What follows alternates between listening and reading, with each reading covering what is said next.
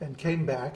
And they came back with, you know, big frilly hairdos and lots of colorful clothing and, you know, sparkly eyes and like that. And so I said, something's going on here, and I want to check this out. So I got a very strong urge to go.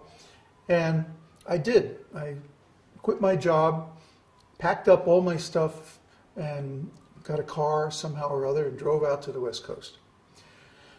And I wound up living in an apartment like 3 blocks from the Hare Krishna temple. And of course, all the hippies were going to the temple and taking prasadam, and especially Sunday feast and the Rath Yatra festivals and like that. And I was involved in all of that. That's when I first actually met devotees. I met Jayananda, I met Jayatirtha, Vishnu Jan, Tamal Krishna, all those devotees at a very early stage.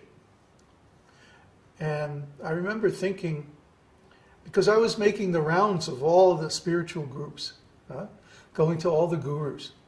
And I had some friends who knew some of these gurus quite well. One friend, Bob Schneff, who used to make the posters for Avalon and Fillmore and other bands and stuff like that. He hosted Yogi Bhajan when Yogi Bhajan first came to the U.S. And I knew some people who knew Muktananda. I knew some people who knew Kirpal Singh, some of the other big yoga teachers. And so I used to make the rounds of all those classes. Guru Maharaj Ji, who you never hear of anymore, but he was big at the time. And of course, TM and all that. I couldn't find anything in any of them. I started reading Srila Prabhupada's books, and I had a lot of respect for Srila Prabhupada. I'll tell you why. He was the only one of all the yogis, all the teachers from India, who was giving the original texts.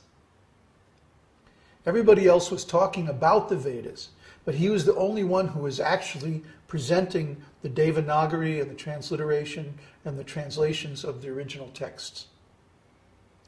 Everybody else was giving their opinions. Oh, I think this about Vedas. I think that about the Vedas. Vedas say this, Vedas say that. He was the only one who was quoting Vedas. And I found that very impressive. But I couldn't get myself to become a devotee. I was attached to being a musician. I was not real successful, but I was successful at it, artistically and even to a certain extent financially. And I could pretty much do whatever I wanted to do, which was nice. But I couldn't see giving up the life of a musician for the life of a devotee. For one thing, the devotees seemed very strict. And another thing which I admired, they were very pure. But I didn't think I could live like that. I was still attached to drugs and illicit sex and all that. And also I have to admit the stature, the ego of being a musician. So I should back up a little bit. At this time I started doing some experiments with sound vibration, trying to answer my question. How does music affect people? How does music give us feelings? So I started doing some sort of secret life of plants experiments with different kinds of music and measuring the growth rate of plants and like that. And long story short, I found out that Indian music, and particularly Vedic chants, were the best kind of music for all kinds of living entities. And so I just said, I'm going to learn this stuff. And I went to the best teacher at the time, who was Ali Akbar Khan. And Ali Akbar Khan happened to be teaching right near where some friends of mine lived that I was in a band with. And so I used to go there and hang out. I wasn't exactly an official student, but I hung out, went to the classes. I knew a lot of the people and jammed with them and started learning the music. So one thing led to another. And one day I met with Khan Sahab and I asked him my question. How does music affect people? How do people feel emotions through music? And I expected him to give me some kind of obfuscation or some kind of roundabout explanation that led nowhere. And he said, oh yes, that is the science of rasa and raga. Just like that, with perfect confidence. Huh? And I said, well, how do I learn that? Oh, you must study the Bharatnatya Shastra. Bharatnatya Shastra. And I looked it up, and sure enough, there was an English translation or two available, and I got it. And it talked all about ragas and intervals and scales and vibrations and how this represented different emotions due to the vibrations of energy, and how relationships followed those same patterns of energy. And that's why people have emotions when they get into relationships. And those same relationships and same relative vibrations are there in the structure of music. And the same mathematics that's in those structure of those vibrations is also the structure behind the atomic structure of matter, and so on and so on and so on. It's very deep. So I said, wow, this is the real thing. So I started studying more with Ali Akbar. And I was very interested, and I kept coming back to this idea of how do I communicate or influence people to feel certain emotions with different kinds of music. And one thing led to another, and I got really deep into the whole thing.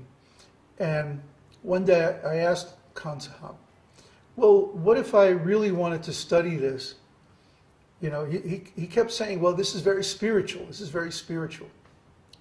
And there was one other authority who I studied, another Khan. What was his name? Not Bishmala Khan. I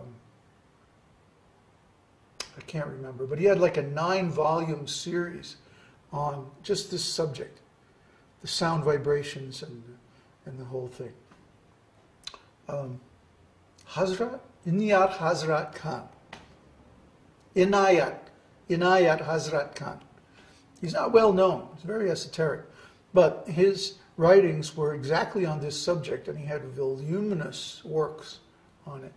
And so I really got into this. But he was in India, and I wasn't ready to go to India.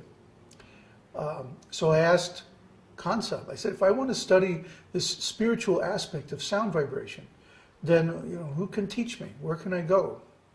And he said, oh, you have to go to Swami Prabhupada. He knows.